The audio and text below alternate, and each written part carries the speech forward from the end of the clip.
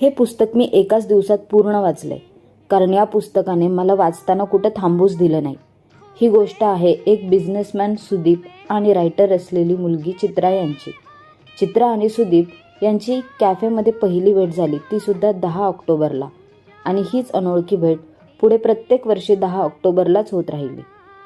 प्रत्येक वर्षाच्या एका दिवशी भेटून एकमेकांना स्वतःची सुखदुःख वाटू पाहणारी ही दोन माणसं, त्यांच्यात मैत्री आहे की प्रेम हे समजू शकली नाही, किंवा त्यांना त्या नात्याला नाव द्यावं वाटलं नाही. सुदीपने बिझनेसमधून बाहेर पडून सोलो ट्रॅव्हलिंग सुरू केली आणि त्याचबरोबर तोही रायटिंग करू लागला. पण त्याची पुस्तकं ही त्याच्या आईच्या नावाने पब्लिश केली. जेव्हा त्यांना वाटलं की आता आपण लग्न करायला हवं, त्यावेळी सुदीपचा कार ॲक्सिडेंटमध्ये जीव गेला. त्यानंतर चित्राने लिहायचं सोडून दिलं. काही अधुऱ्या गोष्टी आपल्याला विचार करायला भाग पाडतात. तसंच आहे हे पुस्तक.